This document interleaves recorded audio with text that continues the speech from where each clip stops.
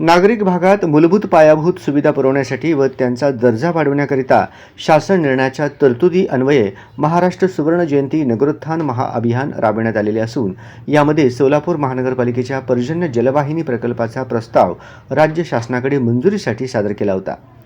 सोलापूर महानगरपालिकेकडून सोलापूर शहरातील व हद्दवाढ भागातील विद्यमान खुले नाले यांचा सर्वकष सर्वेक्षण करून एकूण 30 नाल्यांचा सविस्तर प्रकल्प अहवाल तयार करण्यात आला।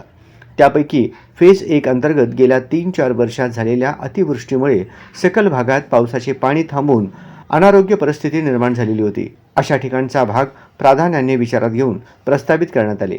त्यामध्ये 19 ठिकाणच्या खुल्या नाल्यांचा समावेश असून यांच्या बांधकामासाठी रक्कम रुपये 98.91 कोटी इतका खर्च अपेक्षित आहे। म सुवर्ण जयंती नगरोत्थान महाअभियान सोलापूर शहराच्या पर्जन्य जलवाहिनी प्रकल्पास महाराष्ट्र शासन नगर विकास विभाग यांनी दिनांक 20 फेब्रुवारी 2024 रोजी रक्कम रुपये 98.91 कोटी यास प्रशासकीय मान्यता दिलेली असून त्यामध्ये सदर प्रकल्पाचे वित्तीय आकृतीबंधमध्ये राज्य शासन अनुदान 70%, रक्कम रुपये 69.24 कोटी व स्थानिक स्वराज्य संस्था सहभाग 30%, रुपये 29.37 कोटी असा आहे। आयुक्त तथा प्रशासक यांनी सोलापूर शहराच्या पर्जन्य जलवाहिनी प्रकल्पाला मान्यता मिळण्याच्या अनुषंगाने शासन स्तरावर सातत्याने पाठपुरावा करून प्रस्तुत प्रशासकीय मान्यता प्राप्त करून घेतलेली आहे।